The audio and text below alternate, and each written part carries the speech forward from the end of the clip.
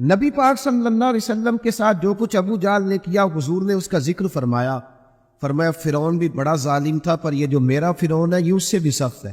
فرعون سے سخت کہا ابو جہل کو، لیکن جب اکرمہ بن ابو جہل نے کہا نا میں کلمہ پڑھنا چاہتا ہوں، ناراض نہ ہونا، ہم عزت نہیں دے پا رہے۔ جو 99 خوبیاں ہیں لوگوں کی وہ چھپ جاتی ہیں، پر ایک خامی ساری دنیا دے۔ یہ ہمارے اندر کی وہ کمزوری ہے جس نے ہمارے علماء اور مشائخ اور بزرگوں تک کو معاشرے کے اندر بدنام کر دیا ہے۔ ہم نے وہ ایک خامی تو دیکھی اور اس شخص کی ساری زندگی کی خوبیاں چھوڑ دی۔ تیری نظر ایک خامی پہ گئی ہے، اس کا مطلب ہے تیرا اس مکھی سے تعلق ہے جو صرف گند پہ بیٹھتی ہے، پھول اسے نظر ہی نہیں آتا۔ ہماری ہر محفل میں جب کوتاہیاں ڈسکس ہوگی تو پھر دنیا میں اچھا کون بچے گا؟ رسول کریم عزت دینے آئے، سنو اور یاد رکھو، اکرمہ بن ابو جہل کے بیٹے کلمہ پڑھنے آ رہے ہیں۔ میرے کریم رسول حضرت ابو بکر صدیق فرماتے ہیں میں اس دن اتنا رویا کہ میری داڑھی آنسوؤں سے بھر گئی۔ نبی کریم فرمانے لگے بھائی مجھے خبر ملی ہے کہ اکرمہ کلمہ پڑھنے آ رہا ہے، آؤ ذرا سارے بیٹھو میری بات سنو، حضور حکم کرے۔ تو محبوب نے فرمایا کوئی اس کے سامنے اس کے باپ کو گالی نہ دے، کوئی اس کے باپ کو اس کے سامنے برا کہہ کے نہ پکارے، کوئی یہاں ایک اور بات بھی کرنی بڑی ضروری سمجھتا ہوں، جو پکا بے ایمان کافر تھا، بے ایمان، جب حضور نے منع کر دیا کہ اس کے بیٹے کو تکلیف ہوتی ہے، جس کا کفر نص قطعی سے ثابت ہے ان الذین کفروا سواء علیہم اانذرتہم ام لم تنذرہم لا یؤمنون۔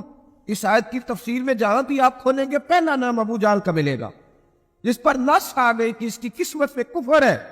جب وہاں حضور نے فرمایا باپ کو کافر نہ کہنا، بیٹے کو تکلیف ہوگی، تو بتا جب تو حضرت عبداللہ اور سیدہ آمنہ کے بارے میں بات کرتا ہے تو حضور کے دل کو تکلیف نہیں ہوتی؟ شرم نہیں آتی لوگوں کو؟ حیا نہیں آتی؟ حضور کا دل دکھاتے؟ اور دیکھیں عبداللہ کا معنی اللہ کا بندہ ہے، اور جو آمنہ نام ہے اس نام کا حسن تو دیکھیں، ہو درود تجھ پہ بھی آمنہ اللہ، اور تیرے لال پر بھی سلام ہو، تو تھوڑا آپ بھی پہچانا کریں۔ جو تیری اماں کو برا کہے تو سلام نہیں لیتا، اور جو نبی پاک کی اماں کے بارے میں بات کہتا ہے تو کہتا ہے مولوی صاحب گال مل کے رہنا چاہیے۔ عجیب بات ہے نا تیری، اس بندے سے سلام لینے، اس سے گلا ملا لے جس کے سینے میں نبی پاک کے والدین کے بارے میں بغض چھپا ہوا ہے، اس شخص سے سینہ ملائے۔ تھوڑا سا سوچا کرے ہمارا کسی سے جائیداد کا کیا رٹا ہے۔ تو یاد رکھے اکرمہ جب آ رہے تھے تو نبی کریم علیہ السلام نے فرمایا کوئی اسے اس کے باپ کو اس کے سامنے برا نہ کہے۔ حضرت ابو بکر صدیق کہتے ہیں پھر حضور نے فرمایا کوئی اس کے باپ کا کفر نہ گنوائے، کوئی اس کی زیادتیوں کا ذکر نہ کرے، کوئی اس کے بارے میں کوئی آیت نہ پڑھے، کوئی میرا قول نہ دہرائے۔ حضرت سیدنا ابو بکر صدیق فرماتے ہیں میں رونے لگا، تو مجھ سے حضرت ابو دردہ کہنے لگے آپ کیوں رو رہے ہیں؟ تو میں نے کہا میں رو رہا ہوں محبوب کی رحمت للعالمین پہ کہ محبوب یہ کس کے استقبال کی تیاریاں کرا رہے ہیں، جو ساری زندگی تکلیف دی، کن کے استقبال؟ خدا رہا ساری۔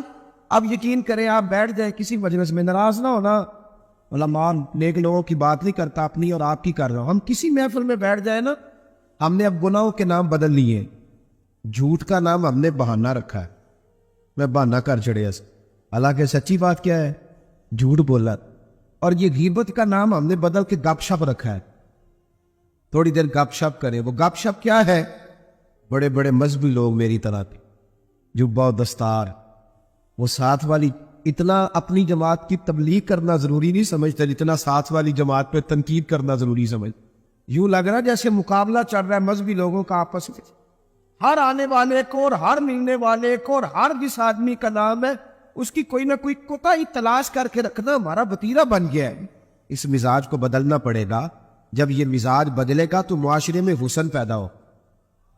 میری طرح جو آدمی بھی تھوڑا سا ممبر پہ بیٹھنے لگتا ہے وہ کہتا ہے میں ہی دین کا کام کر رہا ہوں، جو جماعت بھی کام شروع کرتی ہے کہتی ہے صرف ہم نے کیا۔ بھئی تم نے کیا تو تم سے پہلے غیر مسلم دے دارے، تمہیں کیسے پتا چلا یہ دین ہے؟ تھوڑا تھوڑا نرمی پیدا کریں، رویوں کو ٹھنڈا کریں۔ حضرت عمر بن عبدالعزیز گزر رہے تھے، لکڑی کے جوتے پہنے ہوئے تھے، ایک بوڑھے بابا جی سڑک کنارے سو رہے ہیں، حضرت کا پیر آ گیا تو بابا جی اندھیرا تھا، جلدی سے اٹھے۔ جب بندہ اس طرح ہڑبڑا کے اٹھتا ہے نا اچانک فٹافٹ، تو وہ کچھ سخت بات ہی کرتا ہے، تو بابا جی نے اچانک ٹکر ہو موٹر سائیکل کی بالکل، تو یکدم جملے کیا ترتیب پاتے آپ بندے تو بابا جی نے بھی اٹھتے کہا آلان تو آنا، پیر پہ پیر آیا تو بزرگ کہنے لگے آپ اندھے؟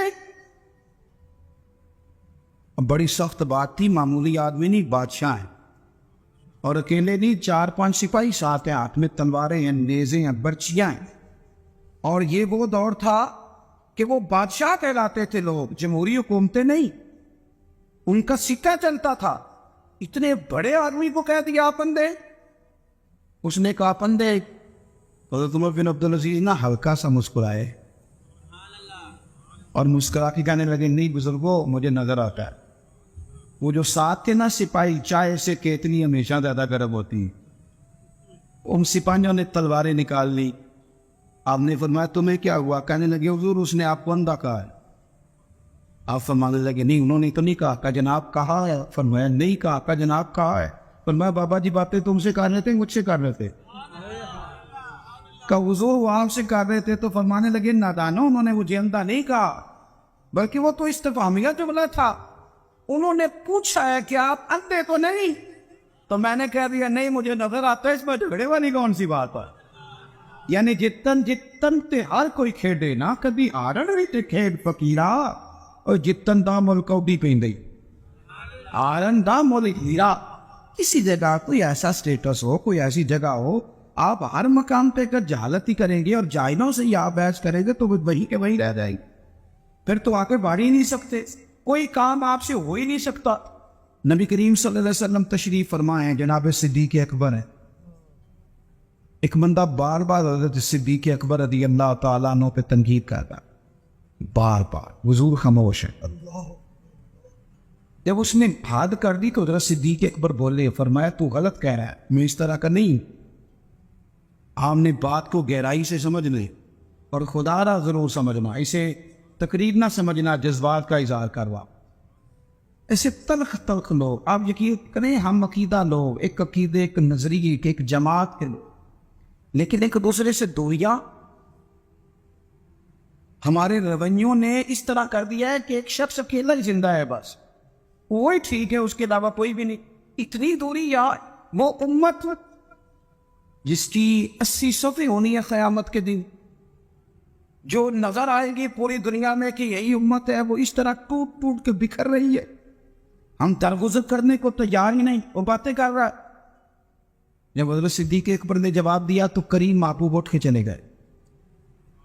حضرت صدیق اکبر پیچھے دوڑے کہ یا رسول اللہ، جب تک وہ باتیں کر رہا تھا آپ بیٹھے تھے، اور جب میں نے جواب دیا تو آپ ہے۔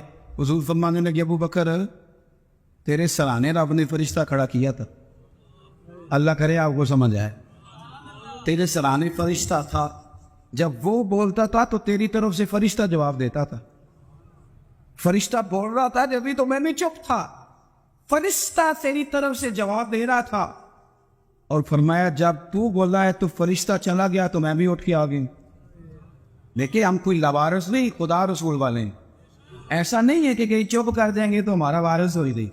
آپ نہ کسی مقام پہ اپنوں کے مقابلے میں تو کئی خاموشی اختیار کریں، آپ کہیں اپنوں کے بارے میں تو درگزر کریں۔ امام اعظم ابو حنیفہ رحمۃ اللہ علیہ، آپ کے والد صاحب کا انتقال ہو گیا، 3 دن تعزیت کے لیے بیٹھے، باہر نکلے، چوک میں آئے، ایک بندہ آپ کا حاسد تھا، مخالف تھا، اور سارا علاقہ جانتا تھا کہ آپ کا مخالف ہیں۔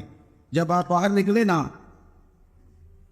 تو بہت سارے لوگ تھے چوک میں، وہ بھی سامنے سے آیا، السلام علیکم کے بعد کہنے لگا، توجہ کرنا بات پہ، کہنے لگا ابو حنیفہ سنا ہے آپ کے والد فوت ہو گئے۔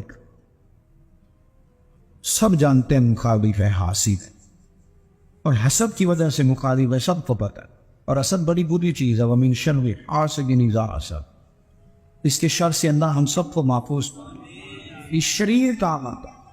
آپ کھڑے ہیں، کہتے سنے تیرے ابا انتقال کر گئی؟ فرمایا ہاں۔ کہنے لگا اپنی ماں کا نکاح میرے ساتھ کر دو۔ یارو کہہ دیتے ہیں لوگ بڑی بڑی بات، کبھی دیکھو تو صحیح، بڑا خوش کہہ، چلو سامنے نہیں تو پیٹھ کے پیچھے کہہ دے۔ لوگ بڑی بڑی چیزوں پہ طنز کرتے، ایسا جملہ کس سے کہ وہ انسان کی نیند میں سوراخ کر دیتا ہے، سوتا نہیں انسان۔ اماں کا نکاح میرے ساتھ کر دو، جملہ سخت تھا، اور بات تو شرعی تھی نا، غیر شرعی تو نہیں تھی۔ تو امام صاحب کے ساتھ جو شاگرد تھے، عقیدت مند تھے، ارادت مند تھے، انہوں نے تلواریں نیام سے نکالنی، فرمایا چپ کر جاؤ بھائی، ہم کو نوارہ سے چپ تو کرو نا یار، کہیں سہنا تو سیکھو، کہیں برداشت تو کرو، کہیں کچھ تمہیں لوگ کہیں گے، کس کس کو راضی کرو گے؟ حضرت امام صاحب رحمۃ اللہ علیہ نے ساری ہمت سمیٹی، آنسو جو چمکے تو ان کو بھی دامن میں سمیٹ لیا، ہمت جمع کر کے کہنے لگے میاں تم نے کہا ہے میں اپنی ماں کا نکاح تیرے ساتھ کر لوں تو عدت گزر لینے دے، میں تیرا نام لے کے اماں سے بات کروں گا، اگر وہ تیرے ساتھ نکاح کرنا چاہے تو مجھے اعتراض کوئی نہیں۔ ہوئے ہوئے ہوئے دل دریا سمندروں ہی ڈوبے، کون دلان دیا جانے، دل تو ٹوٹ گیا نا، بکھر کیا دیتے ہیں یار۔ کئی دفعہ جس نے 40 سال میں قرآن پڑھایا ہو، مسجد نے ڈیوٹی کی ہو، اس شخص کو بھی کئی دفعہ لوگ مسجد کے دروازے پہ کھڑے کر کے بات کر دے، بڑی تکلیف ہوتی، بڑی تکلیف ہوتی ہے بعض اوقات۔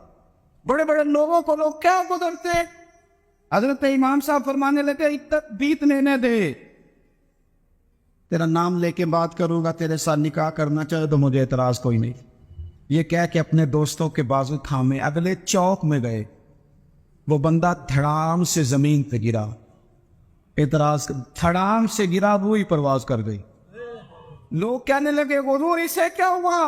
آپ فرمانے لگے اس نے سمجھا تھا میں نوارث ہوں، اسے کچھ بھی نہیں ہوا، ابو حنیفہ کے صبر نے اس کی جان لے لی، میرے صبر نے جان لے لی، تیرا صبر کئی دفعہ جان لے لے گا، تیرا صبر، تیرا حوصلہ، تیری دلیری۔ آپ اپنی زندگی میں یہ کرے نا بھائی، کیا ماجرا ہے؟ ہم ہر وقت جو ہے کسی جگہ بھی آدمی نہیں دکھاتے، کسی مقام کہیں مان جایا کرے چپ کر۔ امام زین العابدین، ایسے ہی بات پہ بات یاد آ گئی، زیادہ باتیں نہیں کرنی، بس بیٹھنے لگاؤ۔ امام زین العابدین مسجد نبوی سے نکلے، جس مسجد کی اصل وارث امام زین العابدین، مسجد شریفہ سے نکلے تو ایک فندہ پیچھے ہو لیا، بادشاہ نے پیسے دیے، معاذ اللہ وہ امام صاحب کو برا بھلا کہہ رہا۔ یہ مزہ ہے، کبھی اسے لے کے تو دیکھیں، یہ بھی ایک مزہ ہے، یہ بھی ایک سرور ہے کہ آپ کو برا کہے آپ برداشت کر رہے ہیں، لیکن شرط یہ ہے کہ آپ مخلص ہو۔ قرآن کہتا ہے یجاہدون فی سبیل اللہ ولا یخافون لومۃ لائم ذالک فضل اللہ۔ اور میں لوگ اللہ کے راستے میں جہاد کرتے ہیں، لوگ انہیں برا کہیں تو پرواہ نہیں کرتے، ذالک فضل اللہ یؤتیہ من یشاء، یہ ان پر اللہ کا فضل ہے، اور یہ فضل رب جسے چاہے اسے عطا کرتا ہے۔ اللہ اکبر۔ حضرت امام صاحب گزر رہے تو اس نے برا بھلا کہنا شروع کیا۔ امام صاحب جن قدموں سے چلتے تھے وہ چھوٹے کر دیے، قدم چھوٹے چھوٹے، زیادہ بات نہیں کر گئے۔ امام صاحب کا گھر آ گیا، وہ بندہ تھک گیا، کہتے تو بولتے ہی نہیں، گھر آ گیا تو آپ فرمانے لگے کوئی بات رہ گئی ہو تو کر لے، میرا گھر آ گیا۔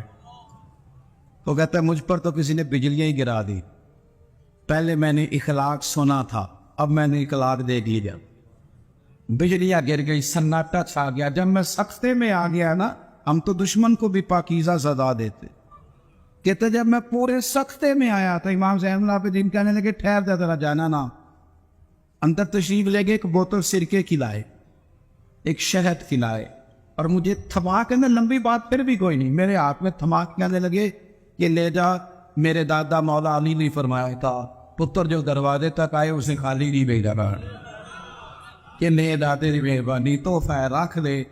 وہ شخص کہتا ہے امام صاحب پلٹ کے اندر جانے لگے تو میں قدموں سے لگا، پیر چھو کے کہا حضور وہ تو کسی بدبخت نے میری ڈیوٹی لگائی تھی، قربان جاؤں، قریب آ کے پتہ چلا ہے اگر نواسے کے اخلاق کا یہ حال ہے تو محمد عربی کا اخلاق، رسول کائنات علیہ السلام کے اخلاقی عالیہ کا حسن کیا ہوگا۔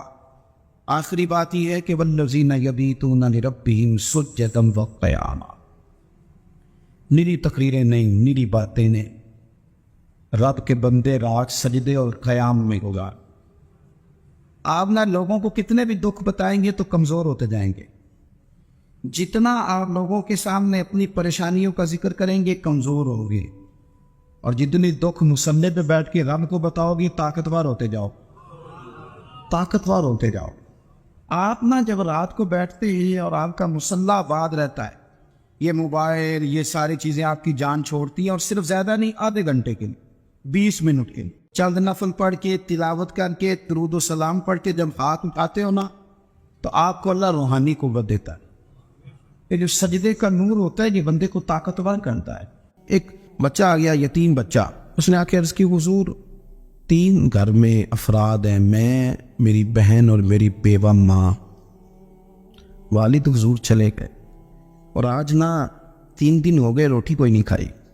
मैं उस मंजर को भी जानता हूँ कि जब यतीम घर में इकट्ठे बैठे होते हैं और पता होता है उनको कि हमारी अम्मा के पास आज पैसे कोई नहीं और घर में रोटी भी कोई नहीं, तो फिर उनको भूख ही नहीं लगती। हाँ नहीं लगती। अम्मा पूछती है, पुत्र रोटी खानी है? नहीं मैं तो सवेरे जो खाया था वो हजम ही नहीं हुआ, मंजी शाही कोई नहीं।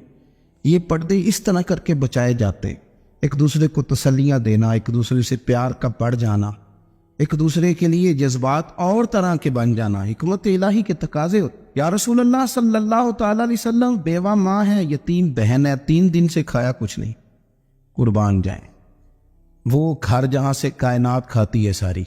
हुजूर ने फरमाया, बिलाल जा के सारी अज़वाज मुतहरात से पूछ घर में क्या है। हज़रत बिलाल कहते हैं मैं सारे घर ही पूछ आया, टटोल आया, टोटल 21 खजूरें निकली। ये 2 जहाँ के शाह हैं और पास कुछ रखते नहीं, 2 जहाँ की नेमतें हैं, इनके खाली हाथ में हुजूर के सारे घर को मैं ढूंढ, 21 खजूरें निकली तो ला के मैंने पेश कर दी, तो हुजूर ने डायरेक्ट उसको नहीं दी, नबी पाक ने अपने हाथ पे रख ली। और कहते हैं फिर हुजूर ने ना अपना मुंह मुबारक करीब किया खजूरों। सहाबा खुद फरमाते हैं कि ये जो हुजूर ने मुंह मुबारक करीब किया है ना, तो नबी पाक बरकत की दुआ कर रहे थे। 21 खजूरों पे बरकत की दुआ हुई। हुजूर ने उस बच्चे को बुलाया, थपकी दी, फरमाया ले जा, 7 तेरी बहन की। इन्हें मामूली ना समझना हो तो हजरत बिलाल कहते हैं, हुजूर 3 भी दे देना कभी तो 30 साल खत्म ही नहीं होती। तो 30 साल गुजर जाते हैं, निकालते रहो, खाते रहो, खत्म ही नहीं होती। हुजूर ने फरमाया 7 तेरी बहन की, 7 तेरी वालदा की, और 7 हुजूर ने और भी तलकीन फरमाया एक सवेरे खाया करना, एक शाम को खाया कर, ये ले जा। हजरत सैयदना बिलाल हबशी कहते हैं रदी अल्लाह ताला अन्हु के बच्चा लेके जब बाहर निकला तो हजरत सैयदना मुआज़ इब्न जबल दौड़ के गए और जाके बच्चे के सर पे शफकत से हाथ फेरा, कहा फिक्र न करना, रब करीम तुझे बेहतरीन सरपरस्त अता करेगा, पुत्र परेशान ना होना, अल्लाह तेरी मदद करेगा। सिर्फ हौसला दिया, सर पे दस्ते शफकत फेरा, बच्चा चला गया। तो हुजूर ने फरमाया माँ इधर आओ ना जरा। या रसूलल्लाह हुक्म हो। फरमाया किस चीज ने तुम्हें उठाया बच्चे के सर पे हाथ रखने के लिए? इसने तुम्हें कहा, किस चीज ने तुम्हें उठाया जो तुम बच्चे तक पहुंच गए? अर्ज की या रसूल अल्लाह, वो जो मेरे दिल में अल्लाह ने यतीम के लिए रहमत रखी है ना, उसने मुझे उठाया था और मैंने जाके उसके सर पे दस्ते शफकत फेरा। तो हुजूर फरमाने लगे सुन फिर, जो किसी यतीम के सर पे खाली हाथ भी फेर दे, जितने बाल उसके हाथ के नीचे आएंगे ना, रब उतनी खताएं माफ करेगा, उतनी नेकियां देगा, उतने दर्जे उसको बुलंद कर देगा। खाली दस्ते शफकत ही फेर दे, देना दिलाना तो बात की बात है, उसका ख्याल रखना। तो ये जो हमारे मदारस है ना, में अक्सर बच्चे गरीब होते हैं, लेकिन कुछ बच्चे तगड़े घरों के भी होते हैं, मालदार घरों के भी होते। इसमें अगर कोई ऐसा बच्चा आ भी जाता है ना जो यतीम है, कमजोर है, तो अपने आप को महसूस नहीं करता कमजोर, क्योंकि वो ये नहीं समझता कि मैं यतीम खाने में आया हूं। उसके ज़हन में माइंड सेट ये होता है कि मैं मदरसे में आया हूं और मैं पढ़ने के लिए आया हूं। और चूंकि वो कुछ वज़ादार बच्चे, मालदार बच्चों के साथ वक्त गुजारता है, उसी दस्तरखान पे बैठ के खाता है, उसी क्लास में सबके साथ बैठ के पढ़ता है, तो उसकी इज्जत नफ्स मजरूह होने की बजाय ताकत पकड़ती। वो बराबरी की सतह पे जब आता है तो उसे महसूस होता है कि मुझे इज्जत दी जा रही। इसलिए मदारस इस्लामिया मेरी नज़र सबसे मजबूत जगह है जहां मसाकीन की, यतीमों की, गरीबों की सही मानों में किफालत भी होती है, तालीम भी होती, इज्जत भी होती है, तरबियत भी होती है। मेरे रसूल करीम अलैहिस्सलाम बड़े इन्हिमाक के साथ, बड़े तवज्जो के साथ। अच्छा, एक काम और होता है हमारे यहाँ, वो क्या है? अगर कोई यतीम माल छोड़ गया ना उसका बाप, तो फिर तो वारे ले आ रहे हैं उसके, फिर तो अल्लाह खैर करे कि बहुत सारे मिल जाएंगे किफालत करने वाले, बहुत सारे मिलेंगे ध्यान रखने वाले, बड़े सारे मिलेंगे तवज्जो देने वाले। कुरान मजीद ने फरमा दिया है कि जो यतीम का माल खाता है वो समझ ले कि मैं माल नहीं खा रहा, मैं आग खा रहा हूँ, आग खा रहा हूँ, आग। सूरह निसा देखिए। हमारे यहाँ अगर तो वो माल छोड़ गया है तो फिर तो बहुत सारे रिश्तेदार मुस्तकिल उसके मोहल्ले में मकान लेने को तैयार हो जाते, इल्ला माशाअल्लाह। پھر تو بڑے سارے ایسے بھی رشتہ دار بن جاتے ہیں جن کو والد کی موجودگی میں کبھی زیارت کا موقع بھی نہیں ملا تھا. یہ مال جو یتیم کا ہے اس کی تو زیادہ حفاظت کرنی تھی. ہم کئی دفعہ مسئلہ بتاتے ہیں لوگ فتویٰ بازی شروع کر دیتے. مجھے بلایا گیا کہ ایک صاحب کا انتقال ہو گیا تو ان کا ختم شریف ہے تو بچے ان کے نابالغ ہیں. تو میں نے کہا کہ آپ اس طرح کریں ان کے مال میں سے زیادہ پیسے نہ صرف کریں.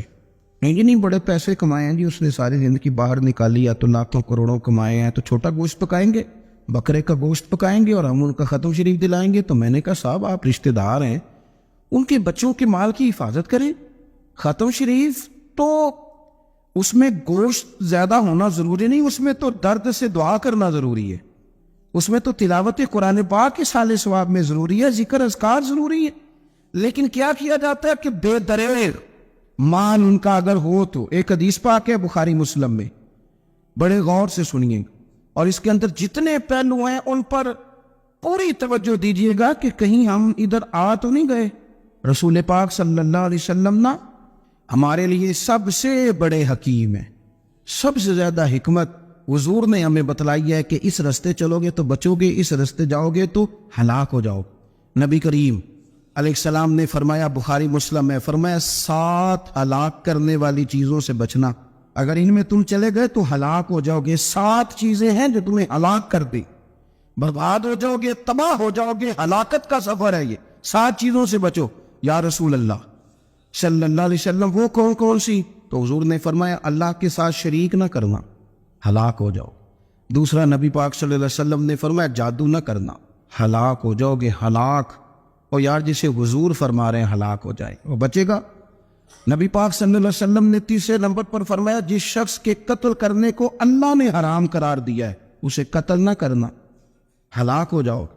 چوتھے نمبر پر رسول پاک علیہ السلام نے فرمایا سود نہ کبھی بھی کھانا, ہلاک ہو جاؤ گے, ہلاک. بڑی بڑی دلیلیں دی بینک والوں نے, بڑا سمجھایا تو عادی صاحب مان گئے, محترم مان گئے, کہنے لگے نہیں جی نہیں وہ کاروبار میں لگاتے ہیں. بڑے بھولے والے ہیں ہم, پتہ سارا ہے. اور دیکھو سب کاموں کے باوجود مستقل بینکوں میں پیسے اس اکاؤنٹ میں رکھے ہوئے جہاں سے مستقل سود آتا ہے. حضور نے فرمایا نہ کرنا یہ کام. تو کہتے میں سود پہ پیسے لے کے کاروبار چمکاؤں گا, تیرے نبی پاک نے تو فرمایا تو ہلاک ہو جائے گا. تو کہتے میں مل لگاؤں گا, حضور نے تو فرمایا ہلاکت ہے. تو کہتے میں بڑا کچھ کر جاؤں گا تو ہلاکت ہے. اچھی طرح سمجھ لیں, اصل مال بھی ضائع ہو جاتا ہے اس بندے کا جو سود کا مال ملا لیتا ہے, اصل برکت بھی اڑ جاتی. اور میرے نبی ایک پاک صلی اللہ علیہ وسلم نے 5ویں نمبر پہ فرمایا یتیم کا مال نہ کھانا, ہلاک ہو جاؤ گے. نہ کھانا ان کا مال, یہ کروڑوں ہو, اربوں ہو یا 10 روپے ہو, یتیم کا پیسہ نہ کھا جانا, ہلاک ہو جاؤ گے, ہلاکت تمہیں آ لے گی. اور پھر 6 نمبر پر نبی پاک علیہ السلام نے فرمایا کفر سے جہاد ہو رہا ہو تو کبھی پیٹھ پھیر کے بھاگنا نہ, ہلاک ہو جاؤ. اور 7ویں نمبر پر اللہ کے رسول نے فرمایا بے قصور اور بے گناہ عورت پر تہمت نہ لگا, بلا وجہ بہو کے کھاتے نہ کچھ ڈال دے, بلا وجہ بھابھی اور بیوی اور کسی بھی خاتون پر کوئی الزام بے قصور عورت پر بہتان نہ لگانا. مار مار کے ایک شخص نے بحال کر دیا بیوی کو اور بعد میں پتا چلا کہ جی مجھے شاک ہے تویز کراتی ہے. کیا آپ کی سوچ ہے؟ مسلمان اللہ کو ماننے والا اور اس باتوں پر الزام لگائے گا تویز کرا کے لاتی. بے قصور عورت پر بہتان, یہ ایک تو بات ہے اسے مارنا, اور ایک یہ ہے کہ کوئی تکلیف دینا, اور ایک خانے اتنی بات کی کہ بہتان بھی نہ لگانا, اس پر الزام نہ لگانا. یعنی تم نے صرف بے قصور عورت پر الزام ہی لگایا تو حضور فرماتے ہیں ہلاک ہو جاؤ. یہ ہلاکت والا کام ہے. لیکن ہم بغیر سوچے سمجھے کہہ دیتے ہیں اس نے کہا ہے, اس نے کیا ہے, یہ کرتی ہے, یہ کام نہیں کرے. یہ 7 وہ چیزیں ہیں جو ہلاک کر دیں گی. نبی پاک صلی اللہ تعالیٰ علیہ وآلہ وسلم فرماتے ہیں میں نا جنت کا دروازہ کھولوں گا تو ایک عورت کو نا میں سبقت لے جاتے ہوئے دیکھوں گا, یعنی وہ جلدی سے جنت میں داخل ہو رہی. یا بعض شارحین کہتے ہیں کہ حضور داخل ہوتے ہی سب سے پہلے اس کا چہرہ دیکھیں گے. حضور فرمائیں گے تم پہلے ہی آ گئی بی بی جنت میں, حضور نے دروازہ کھولا تو جلدی سے نظر آئی, تو پہلے آ گئی. سب نے لکھا ہے کہ اس عورت کی شان یہ ہے کہ سب سے پہلے جنت میں گئی. میں نے حدیث پڑھی تو میں نے نیچے حاشیے میں لکھا, میں نے کہا میرا خیال یہ ہے کہ اس کی زیادہ شان یہ ہے کہ جنت میں اس کی سب سے پہلی ملاقات مدینے والے محبوب سے ہو گئی. یہ دیکھو کتنی بڑی شان. حضور فرمانے لگے تو کیسے پہلے آ گئی, کون ہے تو؟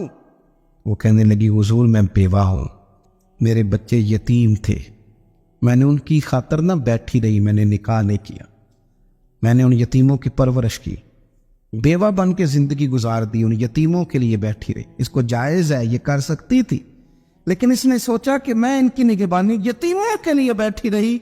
آج شان یہ ہے کہ مدینے والے کے لیے جب دروازہ کھلا ہے تو اس بی بی کو بھی رب کریم نے فوراً ہی جنت عطا فرما دی. یہ سب سے پہلے گئی. میں نے دیکھی ہیں ایسی عورتیں 23 سال میں بیوہ ہوئی پر عمر بچوں کے نام کر. مجھے پتا تھا کہ کل کو جب یہ بڑے ہوں گے تو یہ اپنے کمرے کا دروازہ بند کر لیں گے, یہ نہیں پوچھیں گے کہ اماں سوئی ہے کہ جاگ رہی ہے. ان کا آنا جانا الگ سے ہو جائے گا, ان کے تعلقات اپنے ہو جائیں گے, پر یہ بیٹھی رہی, یہ بیٹھی رہی. اس نے بچوں کو وقت دیا تو بچے تو کیا اس کو صلہ دیتے تھے, رب نے یہ صلہ دیا ہے کہ سب سے پہلے اسے جنت میں داخلہ عطا فرمایا. ابو داؤد شریف میں مسند امام احمد بن حنبل میں حدیث ہے, نبی پاک صلی اللہ علیہ وسلم کے چچا زاد تھے حضرت جعفر طیار, مولا علی شیر خدا کے بھائی تھے, جنگ موتا میں شہید ہو گئے. وہاں سے کوئی خبر لے کے نہیں آیا, لیکن رب خبریں دیتا ہے نا اپنے حبیب. اللہ غیب کے خزانوں کی کنجیاں دیتا ہے اپنے محبوب کو. نبی کریم صلی اللہ تعالی علیہ وسلم نا ان کے گھر گئے, ان کی زوجہ کا نام اسماء بنت امیس تھا. حضور نے فرمایا اسماء میرے بھتیجوں کو میرے پاس لاؤ, محمد بن جعفر اور عبداللہ بن جعفر رضی اللہ تعالیٰ عنہ. بچے قریب آئے, حضور کو پتہ ہے ان کے والد شہید ہو گئے. نبی پاک نے اپنی ناک مبارک ان کے رخساروں پہ رکھے, پھر حضور نے ان کا ماتھا چوما, پھر نبی پاک صلی اللہ علیہ وسلم نے سینے سے لگایا, فرمایا حجام کو بلاؤ نا ذرا, ان کے بال تراشے, کتنی بڑے ہو گئے, حجامت ہونے والی. حضور پیار کر رہے تھے, آنکھوں میں آنسو تھے, تو جناب اسماء قریب آئیں, کہنے لگے حضور میرے شوہر کی کوئی خبر آ گئی ہے؟ تو نبی پاک صلی اللہ تعالیٰ علیہ وسلم نے گردن مبارک اٹھائی تو آنکھوں میں آنسو تھے. فرمایا رب نے میرے بھائی کو شہادت کا درجہ عطا کیا ہے. فرمایا کوئی آہو بقا نہ کرنا میرے بھائی پر, اللہ نے اسے شہادت کا درجہ دیا ہے. حضرت جعفر طیار کے گھر والوں کے لیے حضور نے صحابہ کو حکم دیا کہ یہ غم میں ہے, ان کے لیے کھانے پکا کے لاؤ. پھر نبی پاک ان بچوں سے پیار کرنے لگے, فرمانے لگے یہ جو ہے نا محمد بن جعفر, یہ اپنے دادا جناب ابو طالب سے ملتا جلتا ہے, اور یہ جو عبداللہ بن جعفر ہے یہ تو سارا میرے ساتھ ملتا جلتا ہے.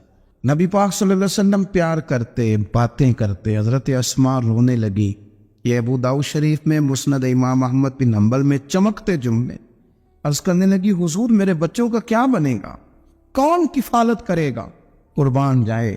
رسول پاک صلی اللہ علیہ وسلم کے کیا جملے, یتیموں کے لیے حضور کا نوازنے کا کیا انداز ہے. فرمایا اسماء تو فکر نہ کر, انا بنیہم فی الدنیا والآخرہ. فرمایا میں دنیا میں بھی ان کا وارث بنوں گا, قیامت کے دن بھی ان کا وارث بنوں گا. تو صرف دنیا کی بات کرتی ہے کہ نظام معیشت کا کیسے چلے گا, اور میرا وعدہ یہ ہے کہ دنیا میں بھی ان کی سرپرستی کروں گا, آخرت میں بھی سرپرستی کروں, آخرت میں بھی میں ان کا خیال رکھوں گا. آپ غور تو فرمائیں, توجہ تو کریں کہ اس قدر زیادہ حضور کا انہماک اس طبقے کے ساتھ ہمیں اپنے دائیں بائیں عزیزوں میں, رشتہ داروں میں, دوستوں میں, علاقہ میں, پڑوسیوں میں, محلے داروں میں دیکھنا چاہیے. یہ بچے بیچارے میں نے دیکھا ہے, ان کے بگڑنے میں اصل بات یہ ہوتی ہے کہ کوئی مخلص ہو کے سرپرست نہیں بنتا. آگے بڑھیں, اپنی اپنی خدمات پیش کریں, اور جس طرح ہمارا بچہ بگڑ جائے تو ہم اس کے لیے پوری کوشش کرتے ہیں, جدوجہد کرتے ہیں, حالات, واقعات, پس منظر, پیش منظر کا جائزہ لیتے ہیں, کون سے اسباب اختیار کیے جائیں تو یہ ٹھیک ہو سکتا ہے. وہ ساری چیزیں ان کے لیے بھی ہمیں اختیار کرنی چاہیے. اور یہ بچے اگر احساس ذمہ داری پکڑ جائیں, جو وارث سے محروم ہو جاتے ہیں, یہ اگر احساس ذمہ داری پکڑ جائیں تو پھر یہ قوموں کی قیادت کرتے, پھر یہ بہت بڑے جانباز ثابت ہوتے ہیں. پھر یہ اپنے گھر گھرانے کا نہیں, یہ ملتوں کے, قوموں کے لیے مشعل راہ بنتے ہیں. لیکن شرط یہ ہے کہ ہم ان کے لیے اپنے دلوں کو کشادہ کریں, سینوں کو وسیع کریں. اللہ کریم سمجھنے کی توفیق عطا فرمائے. آخر دعوانا ان الحمد